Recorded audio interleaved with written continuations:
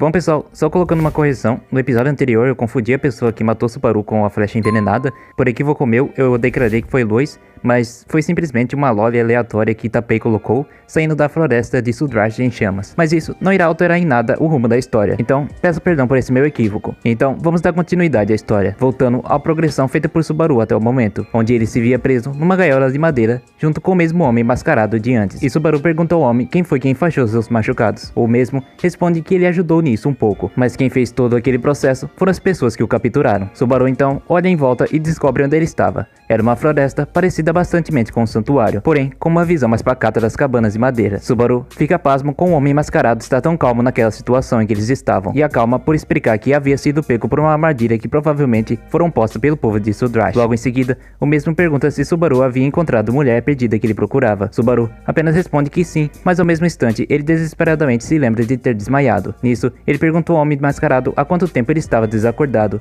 e o mesmo responde que estimula-se há quase 2 horas. Com isso, ele se desespera ao pensar que os soldados poderiam estar com muita raiva e poderiam estar torturando talvez Ren para poder obter informações sobre ele. Com isso, ele também reflete sobre o fato de que Todd priorizou matá-lo ao invés da besta demônio, observando que ele poderia ter adivinhado que Subaru foi quem atraiu a besta demoníaca. E Subaru percebe que Todd era bastante sagaz, então ele não poderia deixar essa ideia de lado. Mas então, Subaru tem sua atenção atraída por uma menina olhando para os dois. Ele nota que a garota é exatamente a mesma que o matou no loop anterior, mas seus olhos agora estavam cheios de curiosidades, e não mais de raiva e nem de ódio. O homem mascarado então chama a atenção de Subaru novamente, quando um grupo de mulheres de aparência similar de umas amazonas se aproxima. Aquelas eram o povo de Sudrash. Subaru se questiona do porquê ele estava na mesma gaiola que o mascarado, e ele responde que disse às moradoras que ele e Subaru se conheciam há um tempo. Depois disso, a líder chamada Mizelda pergunta o nome deles e também quem eles eram. Subaru se apresenta, mas o mascarado joga um pseudônimo de Abel. Subaru tenta explicar a ela que os mercenários de Volatia estavam tentando invadir o vilarejo deles, mas ela não acredita nas palavras dos dois, e ela os desmente, dizendo que o povo de Sudrash, junto com Volatia, tinha um pacto com os soldados, e que os soldados faziam treinos matinais pela floresta, avançando como se fosse um exercício matinal. Contudo, elas vão embora a partir daquilo, pois elas não acham que conseguirão alguma coisa útil vindo deles. Subaru então percebe que o Império Volatiano está criando uma falsa sensação de segurança a elas, e se indaga pelo qual motivo o Império deseja um grupo de garotas. Abel responde que não são apenas um grupo qualquer de garotas, pois elas são um grupo de guerreiras que só dão luz a mulheres, e que elas sequestram homens para a procriação. Subaru se assusta e pensa que poderia ser abusado,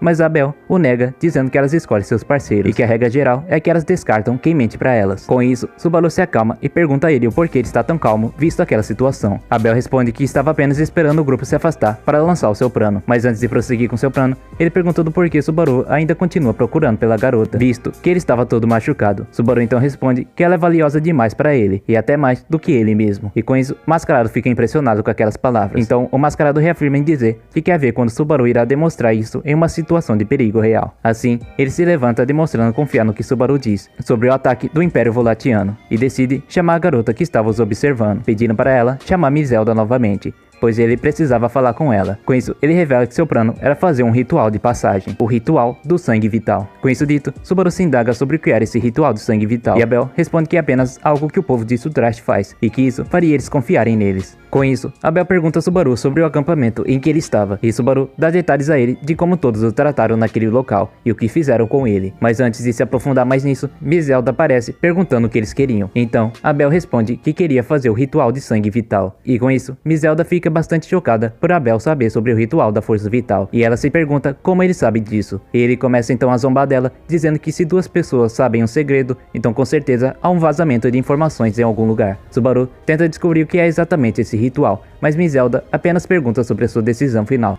E depois de Subaru se demonstrar prontificado para isso, Mizelda parece convencida a deixá-los fazerem o ritual. Outra aldeia de Sudrash, chamada Tarita, não parece muito animada com essa decisão, mas Mizelda ainda segue em frente de qualquer forma. Mizelda explica então para Subaru que o ritual do sangue é um rito de passagem que todos os membros da aldeia realizam quando atingem a maioridade. Estranhos também podem fazer isso para falar com o clã em termos iguais. Subaru então caminha dessa forma para onde eles deviam batalhar, contra aquilo que eles chamavam de Elgina. No caminho até lá, Abel pergunta se Subaru não planejava fugir, mas Subaru responde que ele não iria muito longe com seus 2 braços machucados, e também não iria abandonar Abel naquele local. Com isso, as Amazonas empurram os dois para uma depressão, num canto isolado da floresta, com seus equipamentos também. onde descem em uma passagem íngreme até onde estava Elgina. Mas antes que Elgina chegasse perto deles, Abel decide dar um anel mágico com uma pedra preta para Subaru. Ele disse então para Subaru que apenas precisaria beijar o anel para que o mesmo reconhecesse como seu usuário. Dessa forma, o anel ativaria uma magia selada nele, e assim Subaru o faz. Nesse momento, todos se alertam ao ver quem era Elgina. Quem apareceu das sombras foi uma cobra Major gigante, parecida com aquela mesma que os atacou antes. Subaru tenta invocar Beatrice, porém ele se equivoca nisso e lembra que está longe dela. Com isso, Abel o salva de ser devorado e os dois se prontificam. Subaru clama por ajuda pelas Amazonas ao ver aquele desbalanceamento da batalha, porém elas olham com um olhar de desgosto, ou seja, eles deveriam lutar e sair vivos ou então morrerem ali. Vendo que era inútil tentar pedir ajuda, Abel pega e leva Subaru para um canto e o cobre com seu manto também, usando o poder da sua ocultação nos dois. Prendendo a respiração, os dois decidem bolar um plano de ataque. Subaru iria dar suporte e distrair a cobra com seu chicote, enquanto Abel tentaria cortar o chifre da cobra, pois quem corta o chifre de um Maju se torna seu mestre. Embora ocultos, a cobra poderia ainda detectar o calor dos dois, e assim ela os ataca, mas dessa forma, Subaru aproveita e ativa aquele anel, acertando seu focinho com a magia Goa, queimando seu rosto e a deixando se contorcer de dor. Abel então a ataca com sua espada, mas é ricocheteado devido à pele dura da cobra. Subaru até disse que suas habilidades de espada eram de segunda categoria. Subaru usa então um anel de fogo enquanto ele ataca com seu chicote, porém dessa vez ele usa galhos das árvores atrás dele para subir no alto. Os aldeões pensam até que ele está tentando fugir, mas Mizelda diz que ele não fugiria, pois ela conseguiria ver seu desejo de lutar. Dessa forma, Subaru cerca a cobra com chamas usando galhos que ele cortou com seu chicote em uma forma circular, permitindo que Abel ficasse totalmente indetectável pelas chamas. E assim, Abel aproveita a sua ocultação e ataca a cobra cortando metade do seu chifre. Porém, como Abel não tem tanta precisão na espada, ele não consegue cortar todo o seu chifre, e ele sai voando para longe. Subaru então grita que pode retornar pela morte, fazendo com que seu miasma chamasse a atenção da cobra.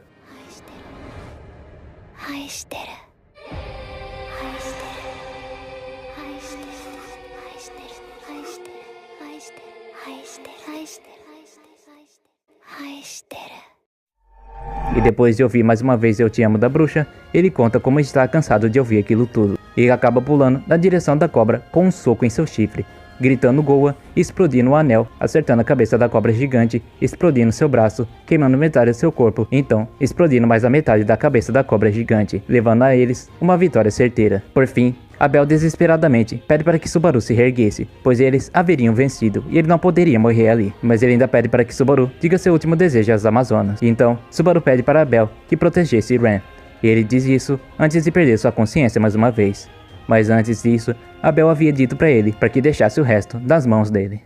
Subaru então acaba dessa forma sobrevivendo a um infortúnio grandioso de primeira. Ele estava sendo tratado por Takata, a Loli de antes que havia o matado no loop anterior. Com isso, ele verifica o estado de seu braço e fica perplexo ao ver que ele estava todo escuro devido ao sangue de dragão capela que ele havia recebido em seu corpo. Ele então, com nojo da aparência de seu braço, começou a descascar a parte escura. Então, viu que seu braço estava novo em folha por baixo daquela casca preta. Abel aparece e examina o braço de Subaru e discute com ele como seu braço apenas surgiu de novo, mas não foi apenas do nada. Na verdade, uma lama preta saiu e se tornou um novo braço para ele. Ao fim, Subaru fica preocupado com o rumo que Abel poderia ter tomado e pede para ver o acampamento. Com isso, lá fora, Subaru vê um acampamento pegando fogo, no ataque do povo de Sudrash. Porém, não era aquilo que Subaru desejava. E assim, Abel começa a jogar a realidade para Subaru, dizendo para ele que Subaru não era um tipo de herói ou algum tipo de sábio, para fazer tudo o que ele quisesse, da maneira que ele quisesse. Subaru então disse que ele não aceitaria isso vindo de alguém que nem demonstrava seu rosto, e não teria como confiar em alguém assim. No instante em que ele diz isso, Abel tira sua máscara e revela para Subaru que ele era Vincent Albelux. Pelo menos é assim que ele se chama até se sentar ao seu trono novamente. Subaru então fica confuso, pois não conhecia aquela figura. Mas ao fim, ele vê Minelza retornando com uma Ren furiosa e com uma luz bagunceira. Ele imediatamente corre na direção de Ren, mas ela dá um tapa em seu rosto, por ele ter mentido todo esse tempo. Mas ainda assim, ele tenta abraçá-la, novamente recebendo mais um tapa. No final, ele consegue abraçá-la e então ele se emociona por vê-la bem. Ren não o afasta, por ver que seus sentimentos estavam sendo sinceros, e se pergunta sobre seu estado e seu braço de aparência horrível. Com isso, ela se pergunta por que ele fez tudo isso, e Subaru responde que é porque ele quer ver todos felizes. E nesse sonho feliz, ele quer ver Ren adicionada junto com eles, se divertindo e rindo com todos novamente. Depois de dizer essas palavras, ele apaga e cai novamente. Ren se desespera ao pensar que ele poderia estar morrendo e começa a chorar por ele. Mas então, ela percebe um brilho estranho saindo de sua mão. Ela estava inconscientemente usando magia de cura em Subaru. Vincent percebe isso e Ren pergunta a ele o que era aquilo. Mas no mesmo instante, Vincent diz para ela calar a boca e concentrar-se em curá-lo para que ele não morresse. Por fim, vemos uma cena de Vincent olhando diretamente para o seu império, com os pensamentos voltados ao seu monólogo. Ele disse que iria retomar o seu trono, que foi comprometido por seu primeiro-ministro e seus soldados traidores. Ele olha então para Subaru desacordado e diz: Natsuki Subaru, eu e você, juntos, iremos retomar o Império Volatiano. Por fim, temos uma nota de Tapei, dizendo que é por aqui que o arco 7 se inicia de verdade, e o que leva a crer que provavelmente Tapei irá dar uma pausa e parar de postar os capítulos por um tempo, até que o volume 26 da Light Novel de ReZero seja lançada. Mas pode ser que também não, pode ser que talvez ele decida lançar alguns capítulos no meio da semana, mas enquanto isso, só nos resta aguardar. E com isso, peço para que se inscrevam no canal, ou então se tornem membros. Também lhes convido para o servidor do Discord, para que podemos conversar um pouco mais além daqui do YouTube. Então é isso, espero que tenham gostado do vídeo. É isso, falou e fui.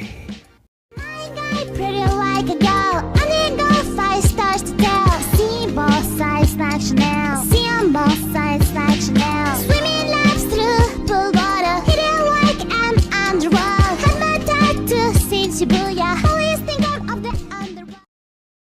もう死んでいる。